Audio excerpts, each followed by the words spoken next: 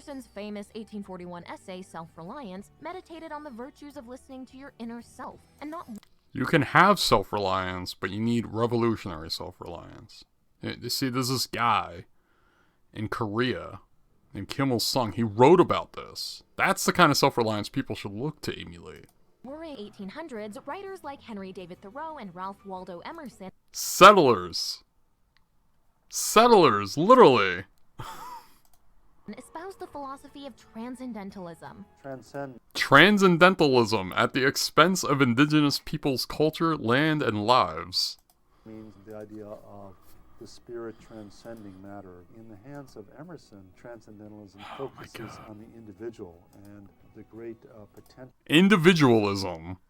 I hope chat is seeing a trend with CottageCore. For every individual. Transcend felt increasingly disconnected from the fundamentals, and it may also have stemmed from negative anxieties about the state of the world, from disillusionment brought on by the Vietnam War and Watergate to budding awareness of the devastating environmental destruction being wrought by humankind. And you take that anxiety, and you take that fear, and you forge it into struggle. That's what you're supposed to do. That's what we communists are doing today. The CottageCore. Yes. We are going to dismantle CottageCore. I think is that what I said on Twitter? Dismantling CottageCore? Yes. Something like that. Yes. That is exactly what I said. And we're going to. But first, I want to play two different videos. And like in the beginning of the stream, I mentioned there is a lukewarm, liberal view of CottageCore. And then a very lukewarm radlib critique of CottageCore. Although I give the girl a little bit more credit, she dived into it just a little bit more. But I can't wait to hear my partner go off on this shit. Because that's what she does. Just smashing all the settlers' nonsense. Yeah, I do this like literally all the time on Discord. Just so you know. Yeah. But so this first video, this is called The Paradox of CottageCore. And I must warn chat, and I'm going to use a term that I've heard in Clever Stream and Horse's Stream called psychic damage. We will have some psychic damage. We're gonna take a bit. We won't have the brain rot, but we might get some headaches. I think that's fair to say. We might have headaches. I recommend having some Advil or Tylenol near you.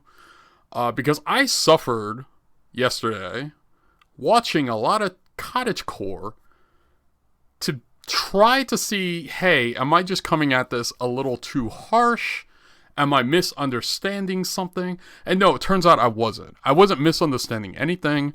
I was right on the spot, and watching too much CottageCore will hurt your brain. I promise you that. But it made me hate it more. I think that's fair to say. Watching CottageCore made me hate CottageCore more. And we'll get into why, but we're going to watch this video. So this is called The Paradox of CottageCore from The Take. Yes, glorifying the time when we were murdering the indigenous folks, we had black slaves, and women didn't have any rights. Exactly, that's the time they're romanticizing. It's awful. Peak colonial times. So it's The Paradox of CottageCore, rejecting hustle culture. I also have some comments on that. And there is a certain point in this video, they're going to mention something about the old left, and I have and we're probably going to pause there, and I'll have quite a bit to say about that as well, because there's a comment someone says, and my view is, well, if they chose Mao's Little Red Book, we might be in a different situation today, because they also get into the Back to the Land movement, which was a bunch of white nonsense back in the 70s. So, all right, let's hop into it. Buckle in, strap in, have your Advil ready, and let's dive into CottageCore. Take long walks, look at the scenery, doze off at noon, and then pretty soon you'll be flying again. CottageCore isn't just an aesthetic, it's an ethos, one embodying wholesome isolation, creative crafting, love of nature, and nostalgia for an idealized version of the past. Think that true of cottages. herb and flower gardens, reading poetry. But it's also a paradox. It's anti-modern, yet it exists Oh, and thrives God. in modern spaces. So they it wanna champions pretend they're solitary hobbits. retreat, yet They wanna pretend they're sharing on hobbits. social media, online communities, and even video games. I am actually going to be touring my completed CottageCore Forest Core Island. Maybe, though, that contradictoriness is one of CottageCore's greatest strengths. Rather than making unrealistic demands that we all throw away our modern devices, the trend subtly encourages a Nobody is telling people to throw away their modern devices. That is nonsense. reassessment of modern values. Like past movements where people flock to the country in droves to slow down from an increasingly fast-paced life, CottageCore speaks to a growing rejection of hustle culture and the performative workaholism that peaked in the 2010s. Work Cough, like cough. hell. I mean, The white immigrants from 80 Europe, most of them were criminals. Most of them were thrown in prison and had criminal records, and so of course they want to leave because they could start a new life outside of Europe. Exactly. 80 to 100 hour You got Elon Musk being an embodiment of hellscape right now weeks every on week. screen. Here's our take on how CottageCore just might be a bridge from the past to a more sustainable future. In the dismantling of all of I promise you systems it's of not life that we've known sustainable. in the pandemic, either to cling to it and try to make it work, or to just say, well, I guess I'm just going to chart a new path. And there are new paths to chart. I promise you that too. There are new paths to chart. Oh god. I love I'm saying I have a thing installed that just skips sponsorships automatically. It's so great. Seems so familiar, yet I know I've Magic. never been here before. Yeah. Don't have to sit through Skillshare and none of that nonsense. CottageCore began in the late 2010s as a No trend on Tumblr and Squarespace. TikTok, an aesthetic defined by Oh, rural my countryside YouTube has been so living much and a better. love of activities like crafting, gardening, and baking. Let's make angel food. And I'll say this. There's nothing wrong with crafting, gardening, and baking. But it's how this is all framed. And we'll get into that more. This vibe seemed to be the antidote to our fast-paced, technological, globalized world, and 2020 provided the perfect conditions for CottageCore to explode into the mainstream. The COVID-19 pandemic abruptly took that fast-paced life away from many. I'm going to be baking bread, so hopefully CottageCore can help me figure out how to do that. You don't need CottageCore to figure out how to bake But bread. Taylor Swift's surprise 2020 albums Folklore and Evermore appear to provide the perfect soundtrack. When you are young, they assume you know. I'm not a Taylor Swift fan by any means. Adding to its appeal for people tired of a specifically urban I think or she's also a suburban distraction grind, in music as CottageCore is well. a rural aesthetic. It's blackberry season at the Oh, cottage. come on, not even So The I made a blackberry Gathering? mousse. Speaking to FML. Architectural Digest, Davina Ogilvy Yeah, The defines Gathering's a it good as band. nod to the traditional English countryside style, romantic and nostalgic. While HuffPost's Amber I wish I could Pardew play sums The it up as Gathering on gardening, stream, greenery, but floral prints, flowy dresses, and can't. animals. You want to feel like you would fit in on a farm. It's based on the timeless belief that the natural world is spiritually I'll have to make nourishing. a cover I'm in a year foraging then for for you. turtle. Okay. This is far from the first time people have sought solace in nature as a tonic for the anxieties of modern life. During the 1800s, writers like Henry David Thoreau and Ralph Waldo Emerson Settlers. Settlers, literally. espoused the philosophy of transcendentalism.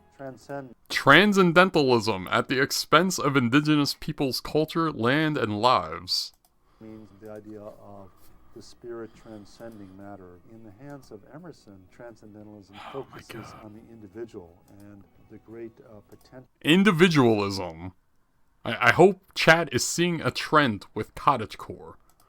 for every individual. Transcendentalism was also, according to historian Stephen Saunders, a resistance movement against the Industrial Revolution, which Yes, against progress.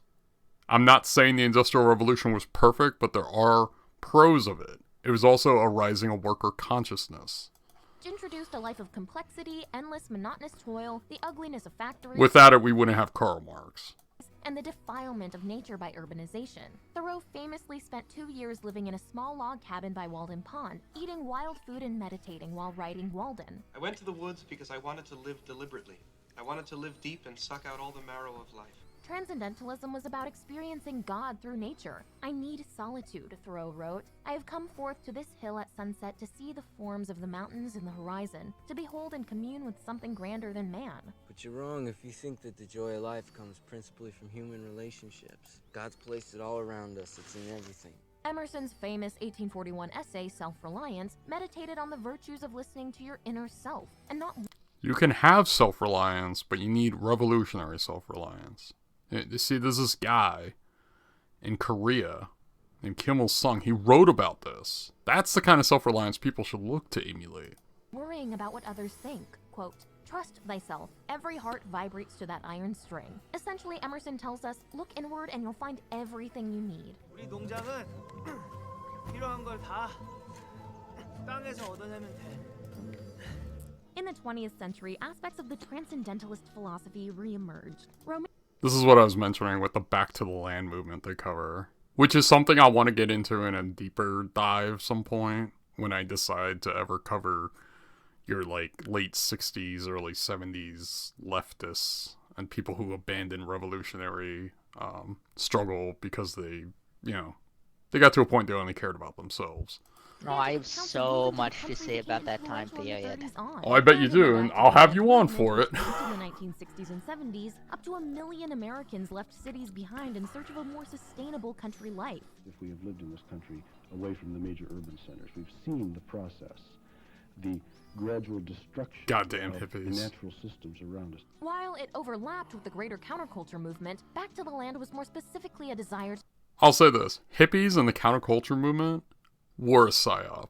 I will die on that hill. I guarantee it.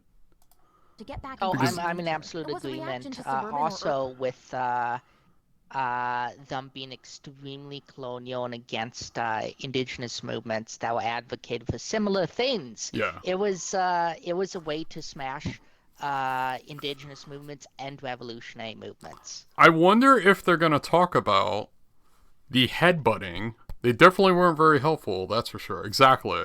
Ammonia Arts. Exactly. They weren't helpful. They actually helped destabilize the revolutionary movement we had at that period.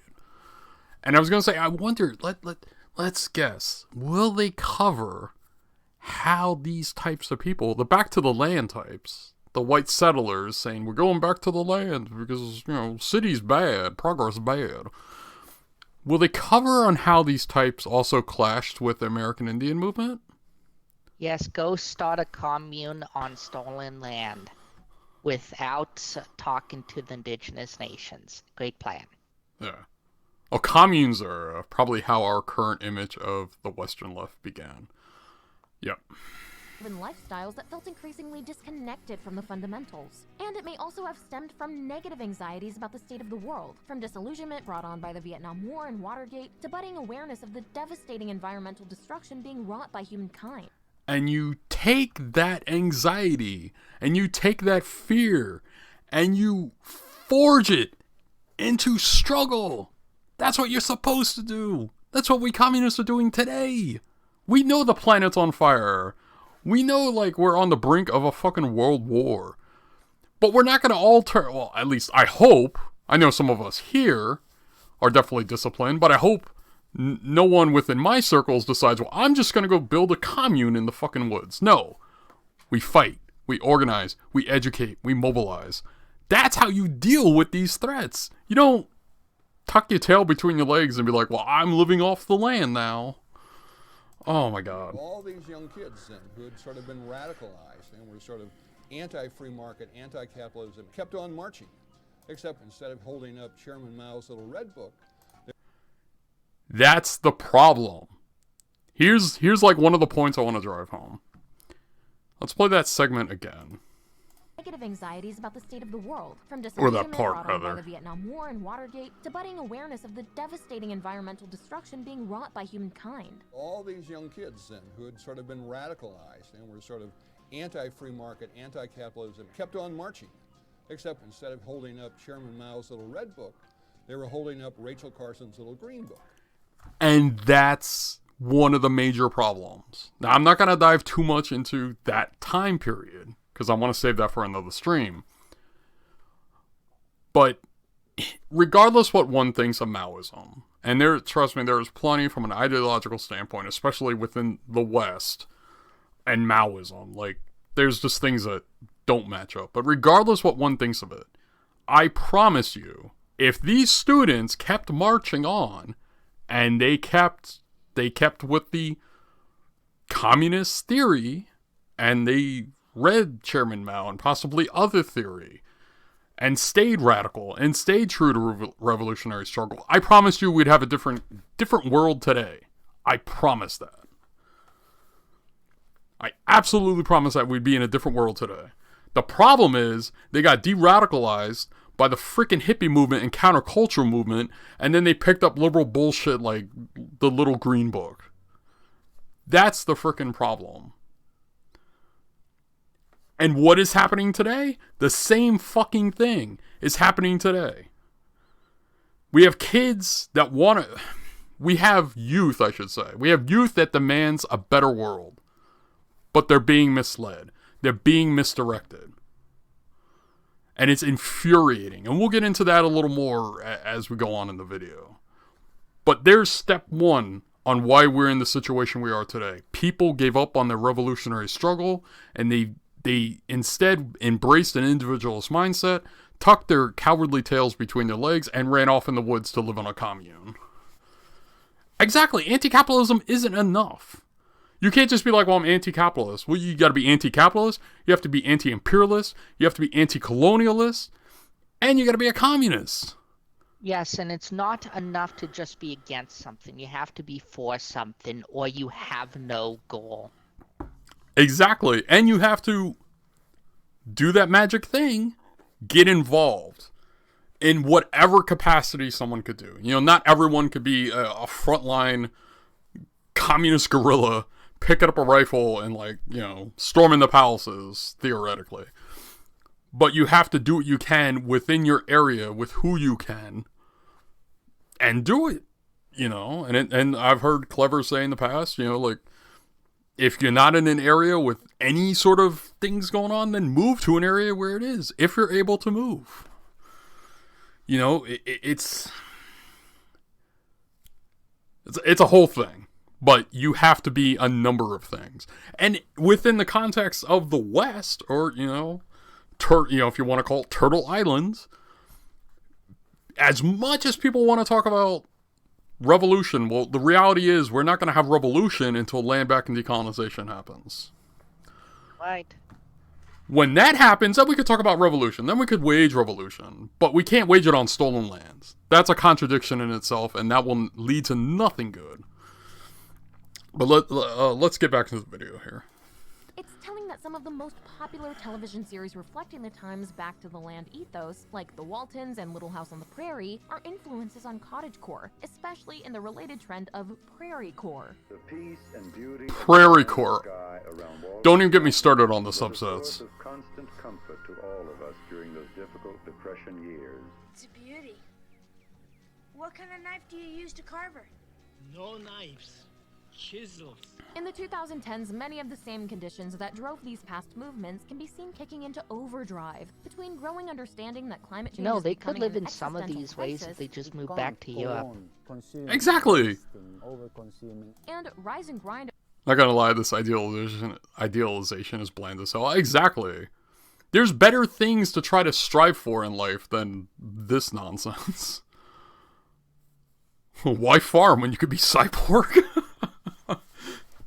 I mean, hell, if we can have a socialist future, if we could have a socialist future where there's cyborgs, why not? I'm all for it. Yeah, I want a cybernetic back to fix my back. I think we could all use some upgrades. Yep. But yeah, it's a very bland thing indeed.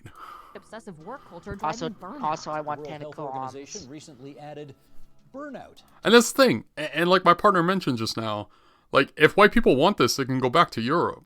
Exactly. Get the fuck out.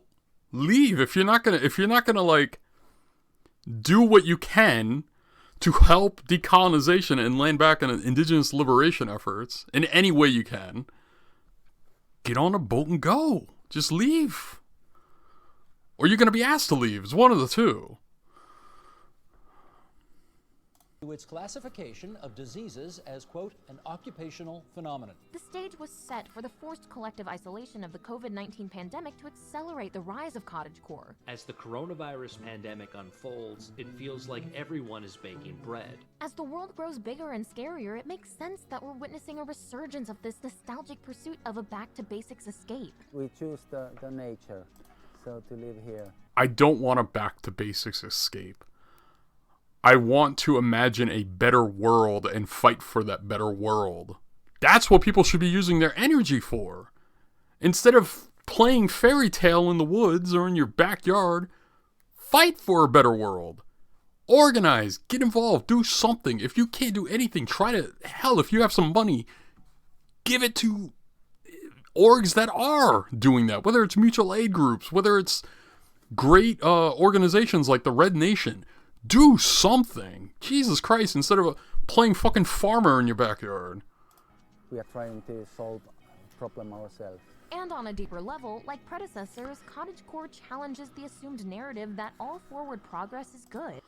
I know what they'll say, right? Don't ask a CottageCore person what happens to you when you get sick and need a doctor.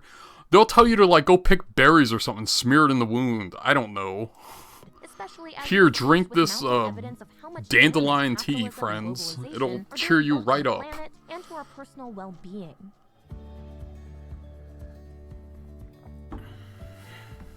The isolation that CottageCore celebrates has a built-in creative element. Oh, god damn it, don't play Taylor Swift on me. BBC's Anita Rao That's gonna be a problem. That a Singapore-based artificial intelligence company, Quilt.ai, analyzed more than 300 Instagram posts with the hashtag CottageCore and concluded that the top emotion was creativity at 28%. I'm going to try making dandelion. I was gonna say, or even what happens to disabled people in this situation. Exactly. Yeah, need insulin? Sorry, fam. Here's some river water with crushed berries. Both Valkyrie and I would just like fall over dead because we're both disabled. Exactly. So it's like we're two disabled trans women here. Like we Yep. Bro. It's like, where do I get my hormones? We ain't gonna cut it in CottageCore. I'll tell you where we will cut it. Despite this being disabled, we would cut it in a socialist world though. Because your value is labored. Well, exactly. Because your value is labored, you're treated like a goddamn human being. CottageCore, it's like, hey, let's embrace settler colonialism because that's all I'm understanding from this nonsense. If they really cared about the environment all that, they'd be putting the efforts into land back. Exactly. Oh my god, Viv, you hit it on the head. All this energy going into CottageCore could be used to support indigenous struggles and mutual aid efforts. Advocating for these things, but in non-colonial ways. Exactly. There you go. This is why I'm glad to have you on. And here's the other thing. To even do CottageCore, do you know how privileged you have to be? Do you know how much money you have to fucking do this nonsense? A lot of money. That's a whole nother side of this. One name that's become it's kind of like me being a poor goth. I rely on hand-me-downs. Of quarantine. I'm just writing songs. Yeah. Quarantine, and then it just became an album really quickly. And came Shut up, from Taylor aesthetic Swift. Of flowing dresses, homespun cardigans, and bucolic tranquility. You're a goddamn distraction for the youth. In isolation, my imagination has run wild, and this album is the result. A collection of songs and stories that flowed like a stream of consciousness. Opening the album with the words, "I'm doing good, I'm on some new shit," and saying yes instead. Put on the coup or something good. Exactly, right? Like you want to like. Don't get me wrong. I'm not here to like poo-poo on music. Like there's music I love, but if that music I love isn't like relatable, as in I'm not feeling inspired to do what I do, which is organizing, I'm not listening to it. Why bother? It's a waste of time. Why listen to some bourgeois singer like Taylor Swift go on about, I'm on my new shit and saying yes instead of no? Meanwhile, we got people starving in the streets. We got an ongoing indigenous genocide, especially with the whole ICWA thing happening now. And I want to get into that too, if you have time tonight. Oh, Viv. yeah, I have so much to talk about. Jesus Christ. This is so rage-inducing. It's like... So we have all that going on, and Taylor Swift is like, I'm on my new shit, and I'm saying yes, instead of no. And it's like, shut the fuck up, you're distracting the youth, we need the youth organizing. And you're not helping Taylor Swift, you're fucking, oh my god. I'm not gonna say anything. I don't want to break toss. No, I'm just saying yes. I'm just putting out an album in the worst time you could put one out. More than a decade earlier, Bon Iver championed this creativity. I'm putting an album out the worst. How is that the worst time? There's digital distribution. And Oh my isolation God. with debut album For Emma Forever Ago, which singer-songwriter Justin Vernon largely recorded isolated in a cabin in the woods. He has a hunting lodge in northwestern Wisconsin, and I went up there to just sort of... Imagine being privileged enough to like own a cabin out in the middle of the woods. I really had no intention of making a record, but in the I could barely afford food every month. end, that's what happened. So it's fitting that Bon Iver features I just wish both I'd in guaranteed one of housing. folklore's most prominent singles, Exactly. Ella, about the perspective that I'm comes lucky from in my life situation, but existence, many other people aren't. and the title track of Evermore. No. I gotta skip. I'm sorry. I Why the don't want escape from the copyright world element strikes. of cottagecore has been ridiculed as shallow. Are you really getting off the grid if you're uploading evidence of your spiritual fulfillment to social media? The common accusation is that cottagecore is merely a silly performance seeking congratulation on a faux alternative lifestyle. The series Dickinson, like... And here's the other thing I'm gonna say. Can't wait to roleplay being a peasant by going to my rural vacation home. Exact. Oh my god. Here's the other thing I'm gonna say. Peasants were famous for having the money for those types of things.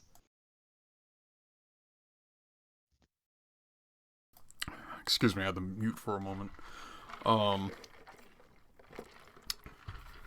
Taking a drink helps. What I was gonna say is you have a lot of BIPOC people doing this shit too, and it's mind-blowing to me. I think they're very liberal-minded because they try to describe it as like empowering themselves and showing representation, but I'm like, yo, why are you empowering themselves? You mean pretending to be white? basically? What's that book? What is that book? Black Skins, White Masks? Fanon? Yep. And then there's the indigenous one. I forgot the author. Redskins, White Masks? Right, Viv? Glenshon Coulthard. Yeah. That's a whole thing. If anyone's read Fanon, they know, on a theory-based level, they know exactly what I'm talking about. Like, you know, from that point of view.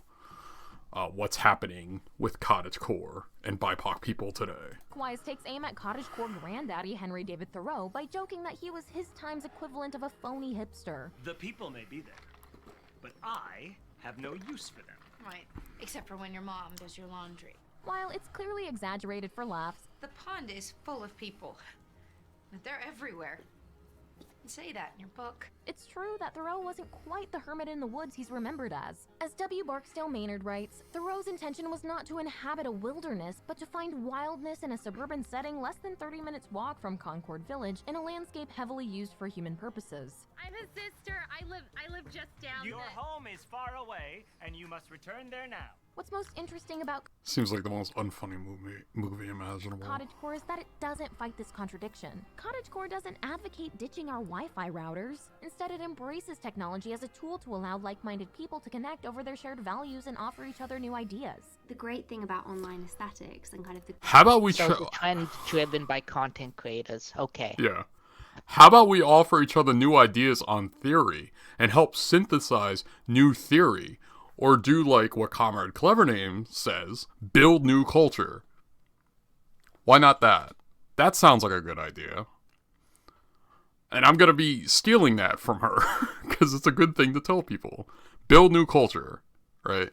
I'm gonna shout Clever in the chat. Let's say shout out for those hanging out here.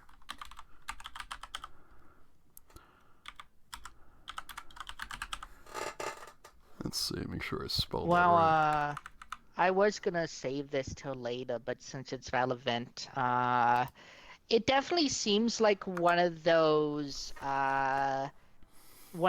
fashy trends that was started by those trad wife influencers that probably spread the liberal spaces. It just heavily screams that. Oh, we're getting into that in the next video. Oh, there boy. is. Oh, this is a pipeline, Viv. So I'm right. Okay. Yeah, Cool. this is a pipeline.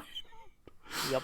This, which we've seen so much. That's what I figured. This last year, is that you're Yeah, and I able gave a to shout out to see Clever yourself because in Clever's other people, able to amazing. get inspiration and connect with She also does like-minded fun people. streams. This is supported by And also yells at people to do better. the fact that CottageCore took off during Hell the pandemic, yeah. when the only Yeah. communities we could access were online. As millions scramble for connection amidst quarantines, more and more users of all ages are hopping aboard. Alright, I get what they're going for with this segment. They're going to talk about safe spaces, but you can also have safe spaces within organizing as well.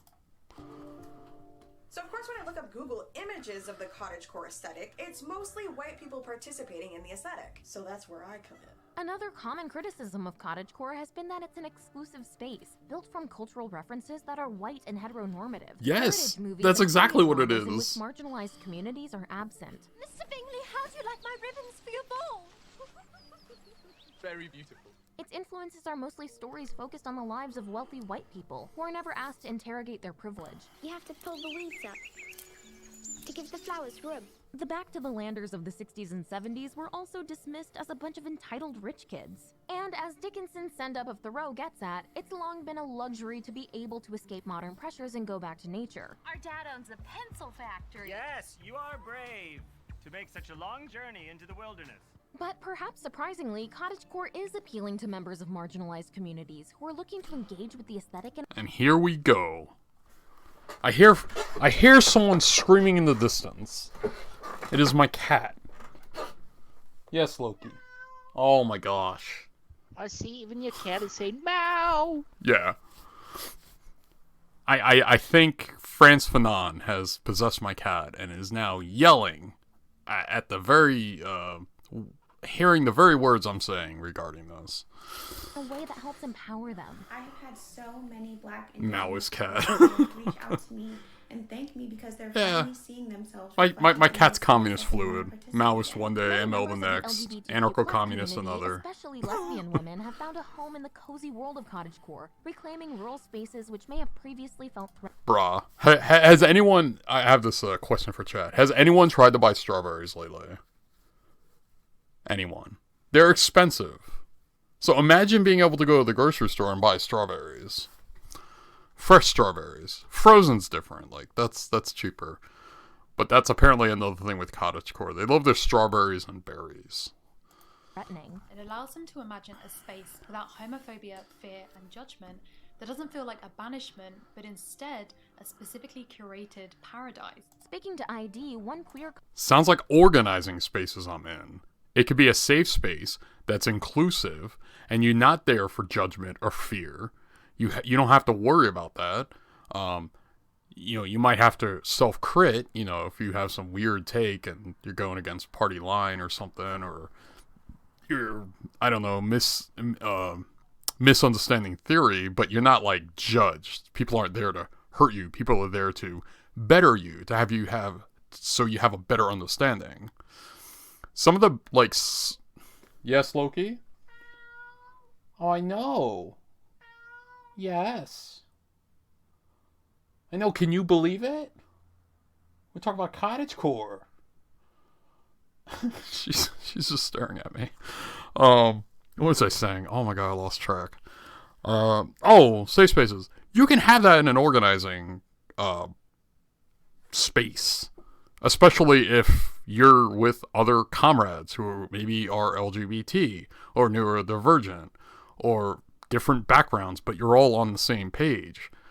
You don't have to be like, well, I only have my safe space in cottagecore. You can have that in organizing spaces. Granted, don't get me wrong, there are times, you hear about some nightmare story of a space because of, sex pests or abusers or something. It happens. I'm not saying it never happens. It unfortunately does happen. But, in my experience, things have been pretty good. Some of the most accepting people I've met are fellow comrades. Yes, Loki. Oh my gosh. I'm in the middle of a stream. Yeah, you don't care. You're a cat. Alright, let's, continue on here. Cottagecore named Reed says, unfortunately, my hometown, like many rural areas, is very anti-LGBTQ+. It especially makes me feel like the things I learned in childhood, like What's having up? farm animals and picking Welcome blackberries back. in the fields and getting lost in the woods, are cis and hetero-coded. Cottagecore is an ideal where I can be visibly queer. I was just yelling about Build New Culture. And gave you a shout out. here in rural spaces. Diversity has a more complicated place within the movement. As Beth Ann Kapoor points out, a video of white women... Well, that's fine. I mean, this will be going up on my YouTube channel as an archive. draped in... Let me, I will pause this for a moment. Let me take a look at your emote. You PM'd me. Listen, this is a great emote. I'm gonna open this. Emo-san smiles in the background. This is the emote clever, Awesome. Beautiful. This is amazing. Get the Juche symbol. You got the sickle for the peasant, the hammer for the worker, and the paintbrush for the intellectual. Yep. We need more of this. I like this. We need more of this. I think it's great clever. My next tattoo? Why not? You know. Exactly. Fantastic. It's merely a symbol of struggle. Yes, and our fight for long cotton independence. Wandering romantically through Yep. fields connotes something else when your history is shaped by enslavement. The Korean people's struggle in the DPRK is one of the most inspirational things, period.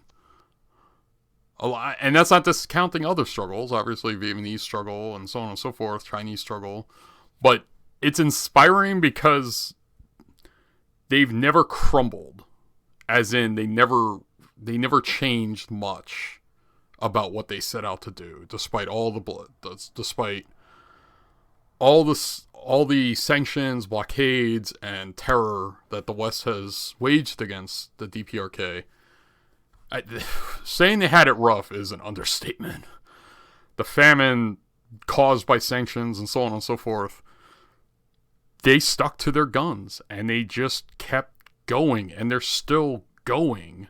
That's inspirational. I wish more people would really understand the DPRK and fucking get rid of their smooth brain nonsense and understand what an inspirational thing they are. Like, they're part of what drives me on a daily basis. For real. Like, I'm not saying that in a sense of we should copy Korea, because that'd be nonsensical. It's not about copying them or copying Juche, but it's like you look at what they've been up against and they're still going. That's jaw-dropping. There should be a movie made about that. Well, actually, there are in the DPRK. They do have multiple movies on different parts of the revolution and present day. The Korean Revolution is what convinced me to be a communist way back when.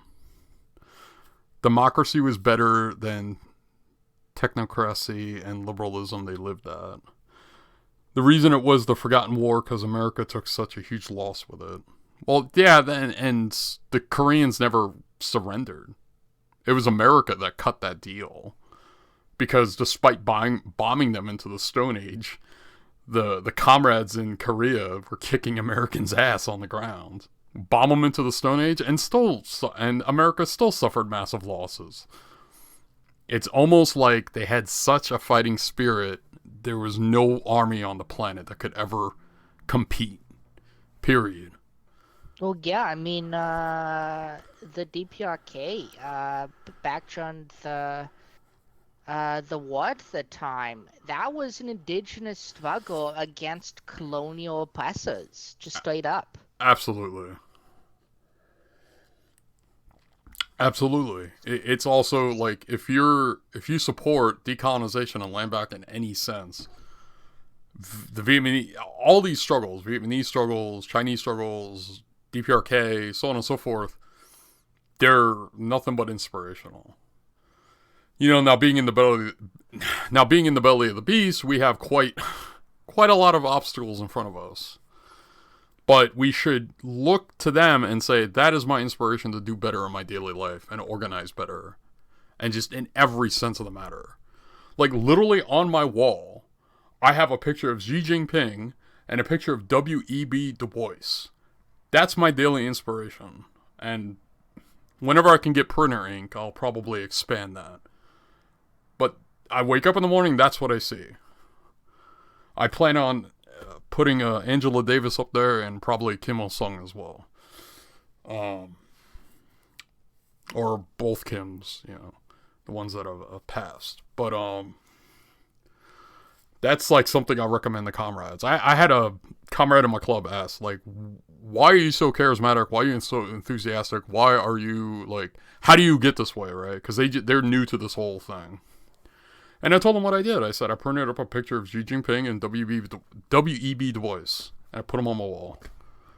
So when I'm doing my organizing for housing justice stuff within my state, I look at Xi Jinping and I say, sure, we don't have the state power to do the poverty alleviation I would like us to do, but I'm going to do everything I can to try to make housing a little bit better in my community.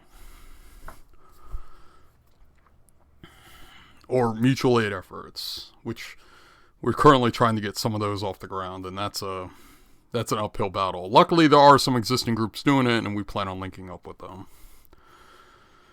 What is this?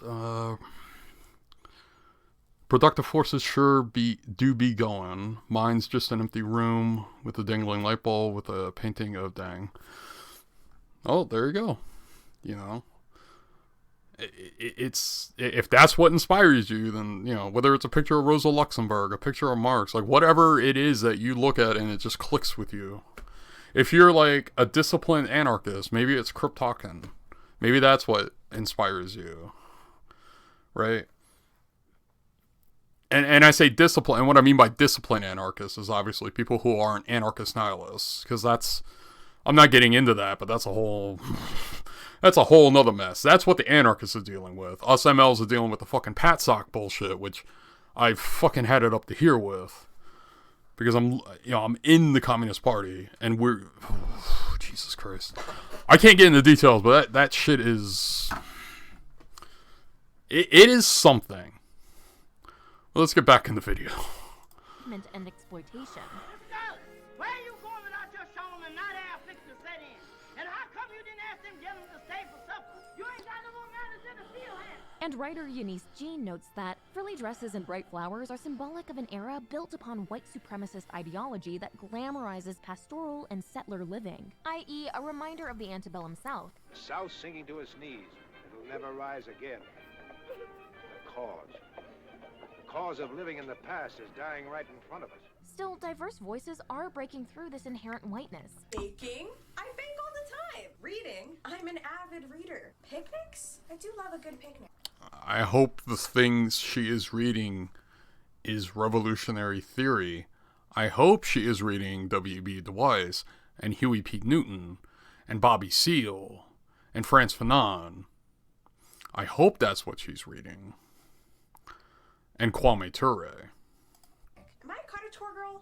I have a feeling she's not reading that, though. We need people reading that. Influencer Nomi Siriu, who started at CottageCore Black Folks, explains, the reason I wanted a vision board with black women living the CottageCore aesthetic is that there's almost a message in seeing images of people who don't look like But why? Why embrace the colonial aesthetic? Viv, you're a woman of color. Explain this to me. Like, I know it on a theory, but I want to hear your perspective on this. Like, why embrace this? You there? Okay, if you're BIPOC, you have culture, so why are you looking to the white person's culture for their shit? Just straight up, you already have culture in your own culture about this sort of thing. Just look at that. Just straight up. Don't try and copy the white people, because that's what it looks like. It looks like you're just trying to be white. That's what I was thinking. I wanted you to say that. Because I don't know. It's I don't know. There's a certain deeper cut to it when you're saying it. But, like, exactly why emulate settler culture? There is nothing redeeming about settler culture. It's nonsense. You, enjoying the life you want. And that message is, you don't belong here. Black content creators are carving out space in a place that's not usually reserved for them, and challenging the narrative of what black womanhood can be. Cannot this be a sort of reclamation of that? Like reimagining a time where you would have previously been in suffering as just peaceful? At its best, CottageCore can be a That's why you look to the future. Also, that's not reclamation. Whitewashing is never reclamation. If you want reclamation, then build new culture if you don't have an old culture to draw upon. Like we were just talking about.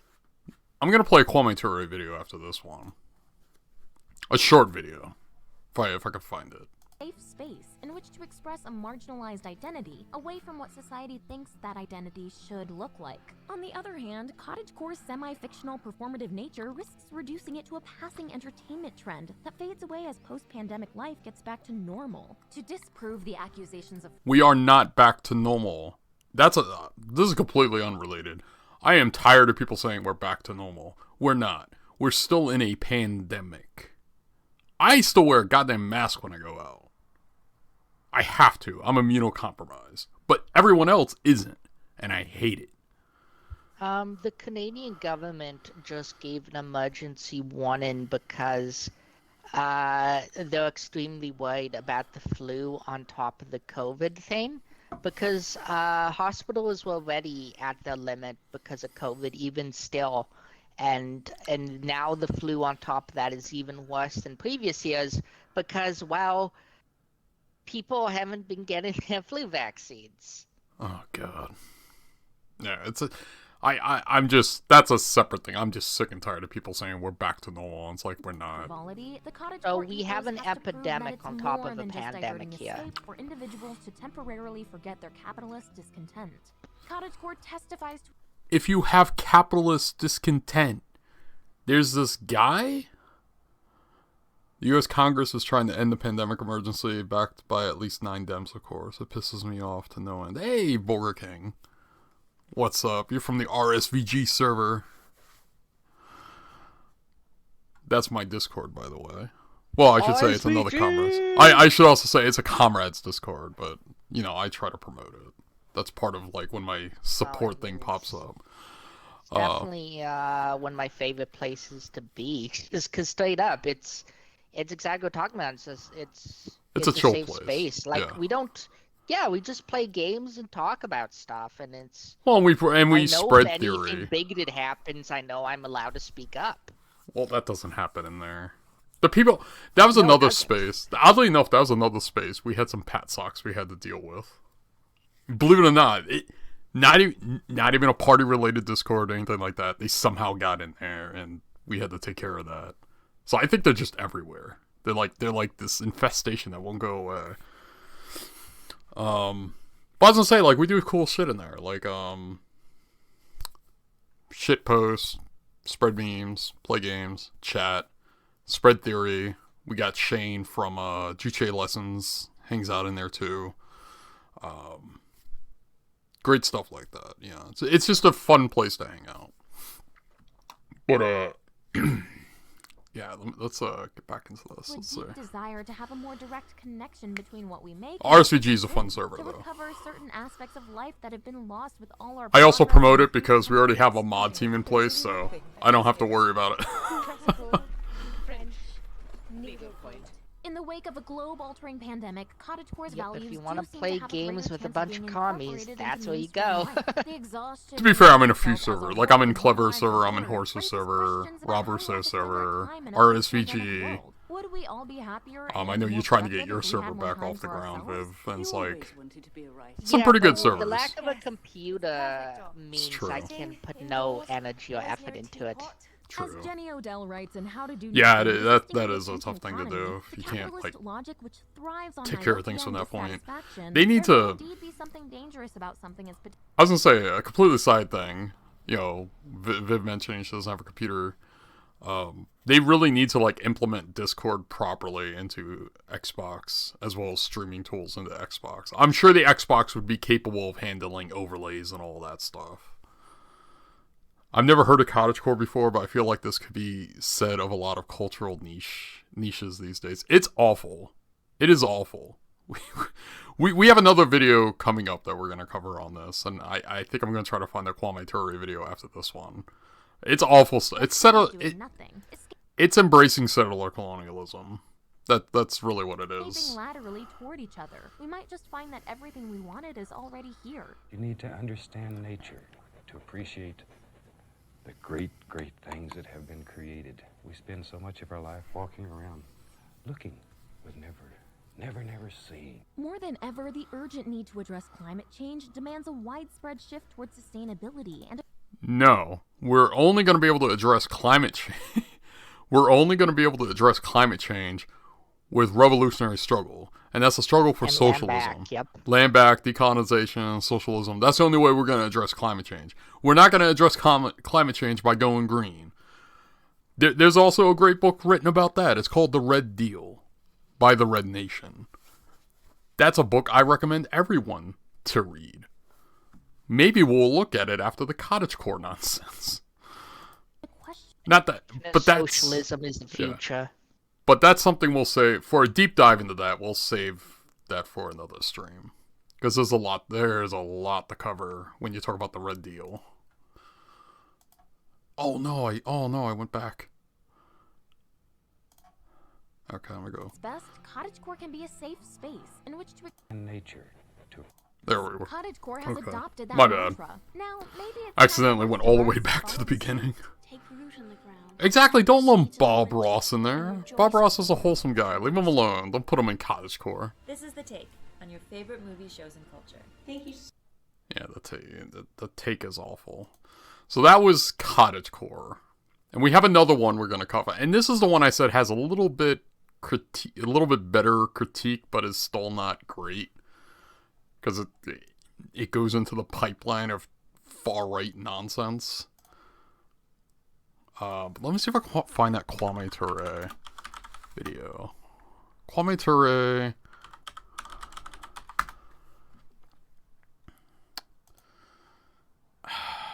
Jeez, where is it? If I can find it. There's a video he's talking about, like, what to do with settlers.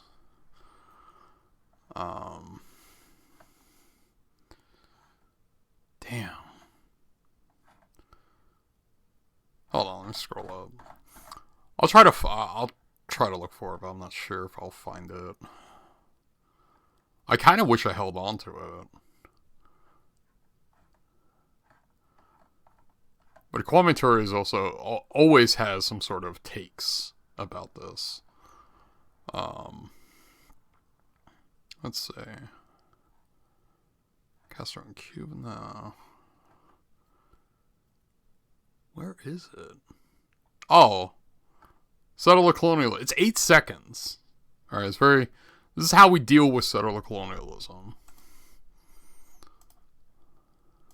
I've got to push the European settlers in the south of my continent into the sea, and I've got to push those on the north of my continent into the sea. Let's play that one more time. I've got to push the European settlers in the south of my continent into the sea, and I've got to push those on the north of my continent into the sea. There you go. That's how we deal with settler colonialism. Kwame Ture. It's how we could deal with CottageCore. Although there's a lot more to it than that, but that's an idea. What do you think, Viv? Reactionaries go in the sea. Exactly. Specifically the reactionary settlers. And those who just choose not to do anything. Alright. So. And let me. Before we get into this, let me pull up the Red Deal. I do want to link it in chat, because I do urge people to read it. I'll put 2 links in chat. I'm trying to find the actual link. The Red Deal. Unfortunately, this is a different conversation entirely, but there's, I'm sure you know about, there's a common indigenous pacifist myth. And, you know, being cremated on my end, I'm under no illusions of my culture being pacifist. We fought the colonizers. We straight up fought them. Exactly. Well, that's why I tell people, like, you know, if things ever pop off, and if, you know, a lot of indigenous leaders and groups on the ground decide, hey, we're not gonna be peaceful anymore. We're like, that's it. We've tried everything. There's nothing left to try. I hope everyone's ready. You know. I mean, granted, that's for them to decide if that day ever comes, but I hope the left is ready at that point. Otherwise, you have a lot of white people sitting on their hands being like, wait, what do you mean? Why is everyone armed? What's going on? Did they not have it on here? Kind of like the Mohawks people with the Ochre Crisis. It's like militant self-defense. They were armed that day when the government was going into that area where they wanted to make it to a golf course. Yeah, I can't. Wow, I cannot find the red. They had an online version of the Red Deal. I'll put the first link in here. So this is where you can go buy it. And I recommend buying it. Like, normally, I'm the type who says, hey, if you can't afford it, try to, if you're getting some, like, old Marxist work or something, then you just pirate it or whatever, get off Marxist.org. But, like, this, I would say go buy, because this money goes directly to the Red Nation. And they use that money to organize within their communities. They do a whole assortment of work. And I'll link... Oh, jeez. Why is only part 1 shows up here? Major shout out to Land Defenders. They are my absolute inspiration to always be militant about what I believe in and what is essentially just the right thing. Yeah, for some reason I can't find, not to interrupt you, Viv, I can't find the online version of the Red Deal. Maybe they took it down, but there's a link to the Red Nation and a link to the Red Deal, and I urge people, if you have the money, try to pick that stuff up. If not, at least follow the Red Nation. They do great work. And like Viv mentions, land defenders, water protectors. Like, when people ask me, where's the Vanguard? That's where the Vanguard is. Because a lot of my communist analysis is informed by them. So despite being in a communist party, they're the ones teaching me more than my actual party teaches me. And that's not to dunk on fellow comrades in CPUSA. It's just indigenous struggles where it's at. These people are on the front lines. These people are tying themselves to machinery because they demand a better future. So we'll get back into the we'll get back into the CottageCore stuff. This next video is short. It's only like 10 minutes, but who knows with how many times we pause. Let's see. Okay, so yeah, this is the one. So this kind of mentions a pipeline, and I have a lot to say about that as well. Because again, I don't think, and I kind of want to make it clear, I don't think if someone's doing CottageCore, they're necessarily a horrific, evil, terrible person. I think a lot of these people are they're just misguided. They don't know better. They have good intentions, as in, hey, I just want to do better. I want to be sustainable. But they're misguided by what CottageCore is. Whereas, I've already gone over the various things people can do.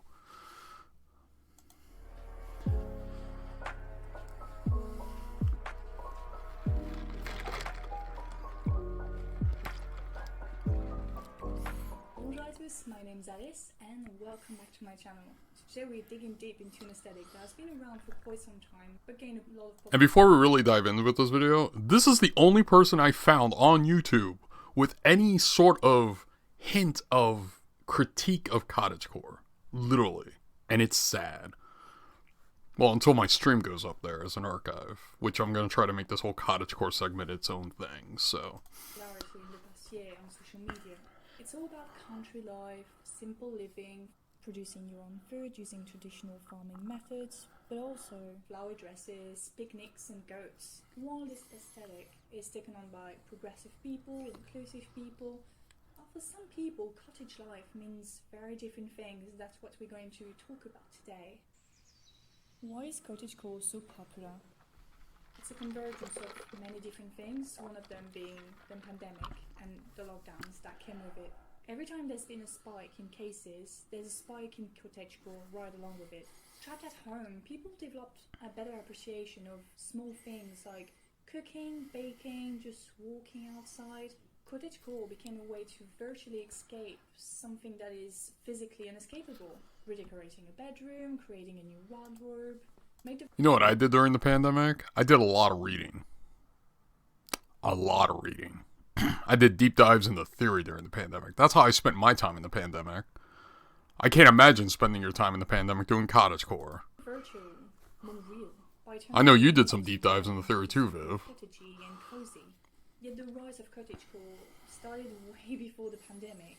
It was a response to increasing violence, to dependency on technology, to hostile culture, and just constant anxiety in regards to what's will happen in the future. Finally, and that's something that's going to be very interesting for later on in this video, is that... Granted, you know, there are accessibility issues when it comes to accessing theory, and that's something all of us on the left needs to work on. But that's how I spent my time in the pandemic. And as you know, analyzing culture specifically is my major passion. Yeah. Well, because you get that sharp analysis, and I love it. That's why you're my partner. The aesthetic appeared in the 2010s. Well, then you're just heckin' cute. It's been a recurring trope in films like Brokeback Mountain, Little Women, Emma, but also Loki agrees. books, Yeah. Well, she's passed out on the bed, very finally. she got tired of yelling at me. In the cottagecore aesthetic as well, because I've seen some people doing it in the past, and I truly believe that Miyazaki used a lot of the themes that are the essence of cottagecore, namely the romanticization of rural life. Cough, cough, it's not the same style. No. No. Implicit or explicit contrast. What? Once again, they don't understand the difference between culture and fucking settler colonialism history. Yeah, I think rural life in Japan is very much different than what cottagecore is going for. Yeah, quite different. I think when it comes to anime, Studio Ghibli gets a pass. Like, it's kind of like the fascists who like the Punisher when the Punisher's anti-fascist. It's like, what? Oh yeah. The pre-industrial era where people live very differently. I have a feeling most of those people never read The Punisher either, though. They interacted with a very small number of people. And no chat, this is not going to turn into a Marvel stream. F that. No. If it was, I would dunk on it the whole time. I think if I ever get a chance to see Wakanda Forever, alright. That's something I'll probably like to discuss on stream, but... Yeah, we should watch that soon. While this aesthetic is very much a political... Whenever it pops up on Disney. Yeah. That's just because of all the good stuff I heard about it. I'm primarily watching King of the Hill. Hey, King of the Hill's good stuff. Oh, yeah. And I'm watching, the kind of trash, kind of interesting mid-season 4 of Gotham. Gotham I've yet to watch. It's nonsense. It's fun, but it's complete nonsense. Yeah. I heard Wakanda Forever is much worse than... What? Wait a minute. That's what you heard? I don't know. A few people I follow for, like, movie reviews... And these aren't, like, your corporate type reviews. Like, these are, like, you know, like, I'm thinking of, like, Chris Stuckman, and then the Corey and the folks at Double Toasted, for example. They were giving that movie glowing reviews. Wait, the Red Nation reviewed Wakanda Forever? Wait, really? Hold up. Let's find that. Well, that's the kind of review I'm interested in. Of course, as I say all the time on my stream is wherever, is that I never trust anyone else's opinions on movie or games or anything, because my interests tend to vastly differ from every time I look up reviews. It's like, for example, I was reading up on, it turns out most people who like the Crackdown games like the first one, but I hate the first one. I like the second one. I actually thought Zombies was better. There you go. Yeah. They haven't done an episode on it yet, but they were talking about it a little on their first. Oh, okay, so on their admittedly, I'm behind on their podcasts. I usually watch Red Power Hour and then whatever Nick Estes does, because Nick Estes, like, his format sort of varies. It depends who his guest is or who he's talking to.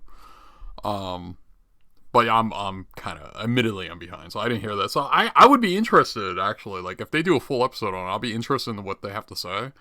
Because I remember, like, Viv and I, we watched, yeah, this is, again, we're kind of going off a little bit, but that's okay. We can go off format a little bit here on the stream. I remember Viv and I, we watched Prey. And I also watched the episode of Red Nation where they covered Prey.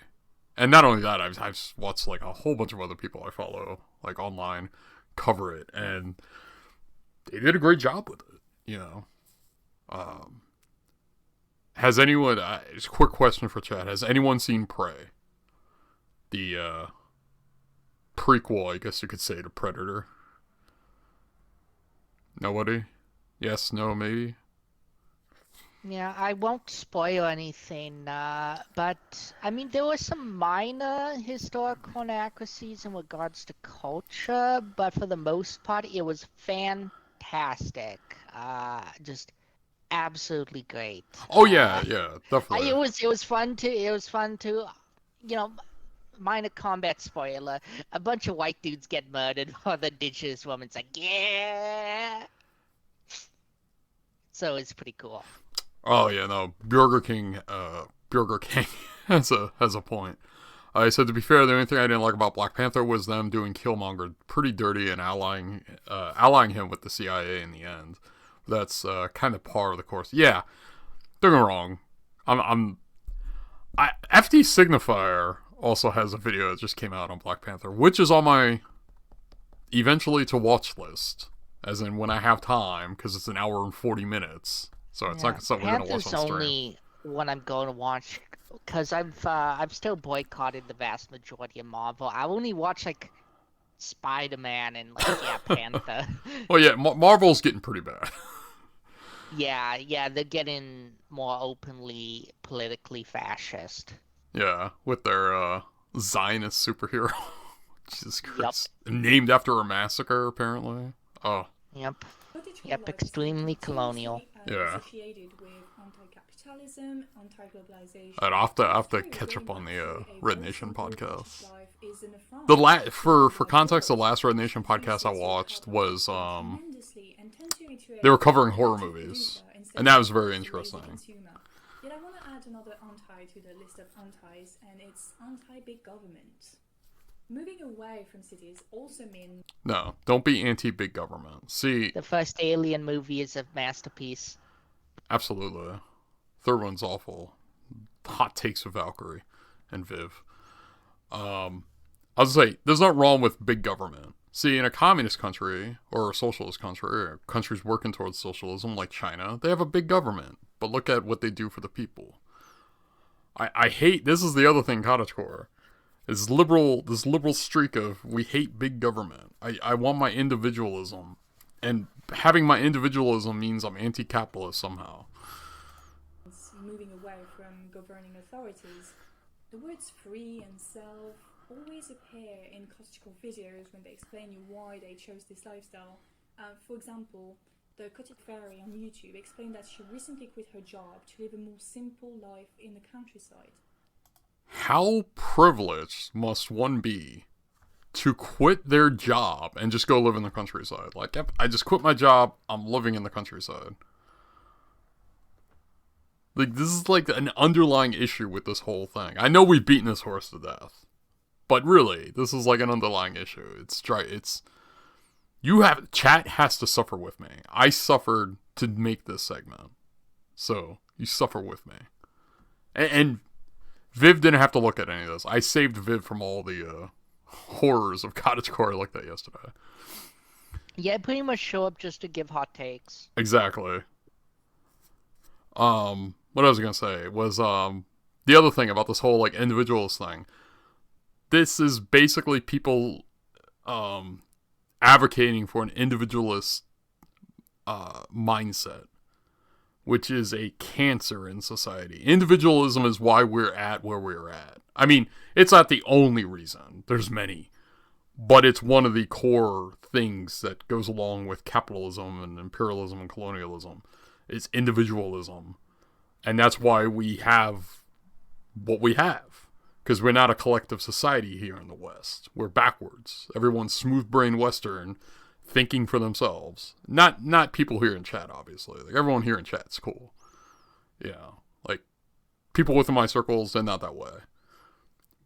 But for the most part, your average people, this is how they are. Not everyone, because, I've met people who aren't fairly political, but, hey, that class consciousness is rising in them, and they're starting to ask questions and come to me and say, hey, what's that communism you talk about? There are people at least trying to give it a shot or read up on it a little bit.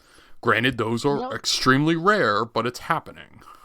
Liberals are an extremely interesting mixed bag, because I've met liberals, because they'll always have major ideological inconsistency that's par for the course with liberalism.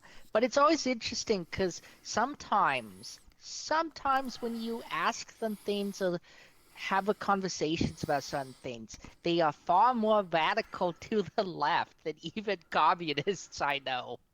Sometimes. That's a rarity weird. too. It's strange. It's very strange. It's like only on certain currents. Yes, certain things, yes. Yeah. By doing so, she reasserted her power over her life, herself, her independence.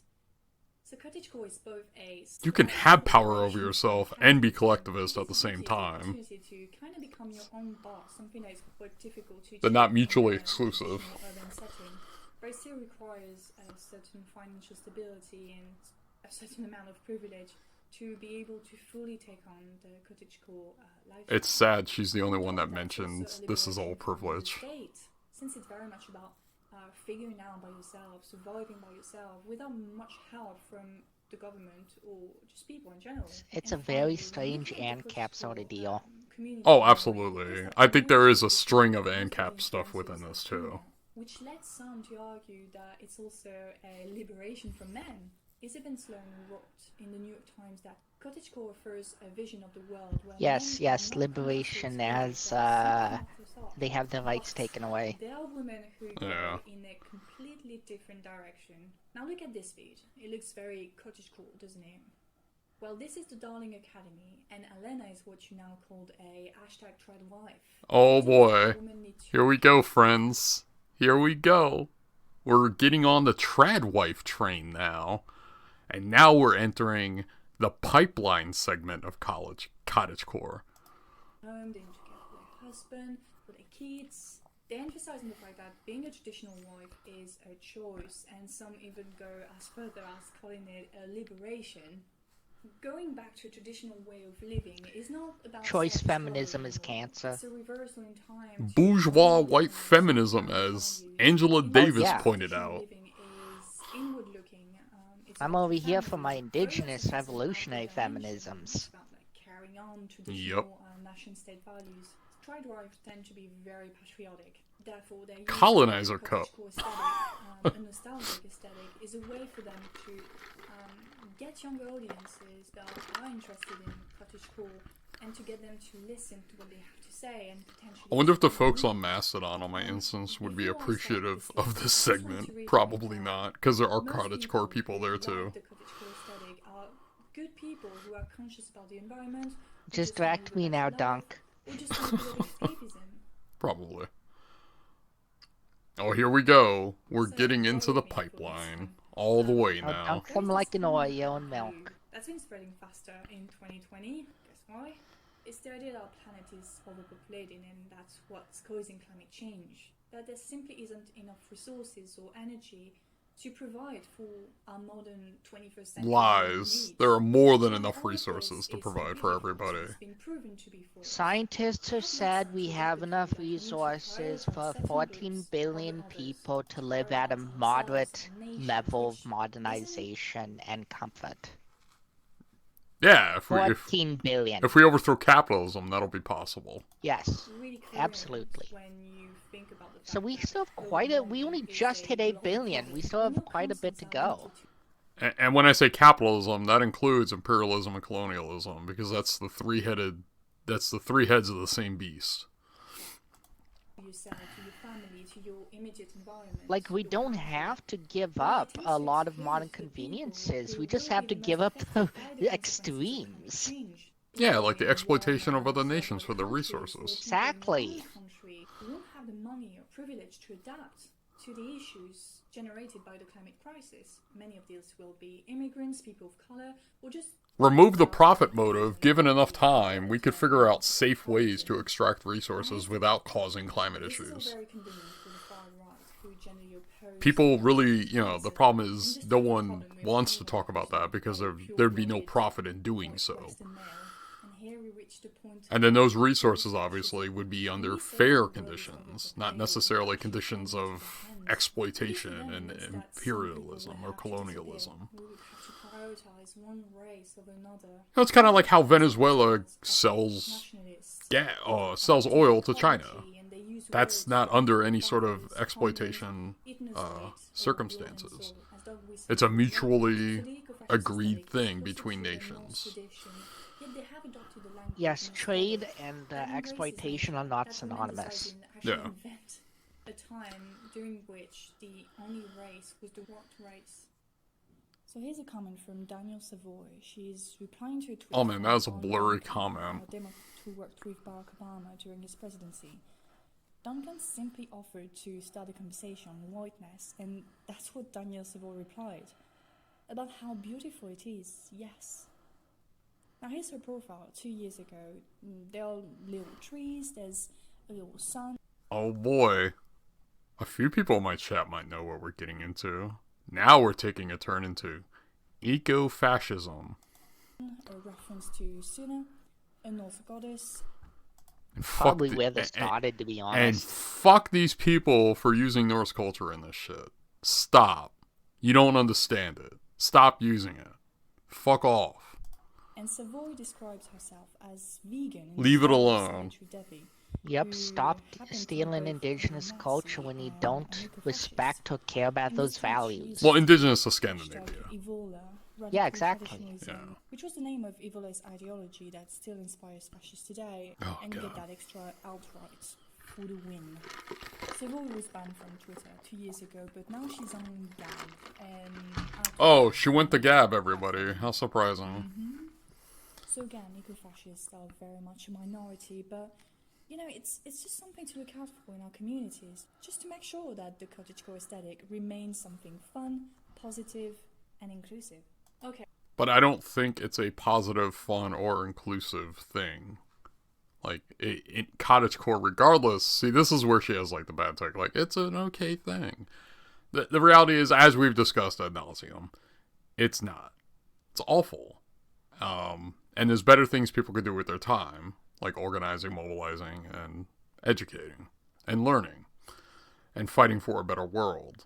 Because you're not going to fight for a better world playing in a fairy tale dress-up in the back of your house. We went from Taylor Swift to eco-fascists. That's pretty interesting.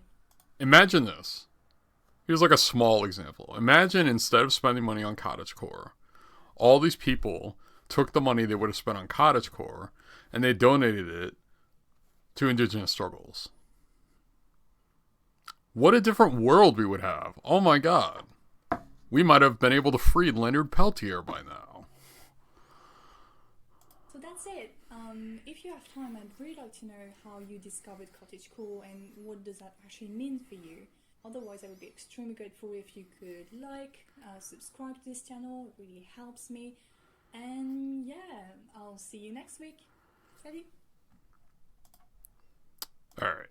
So that's the end of our cottagecore segment. Makes me cry. I cry every time. Cry every time.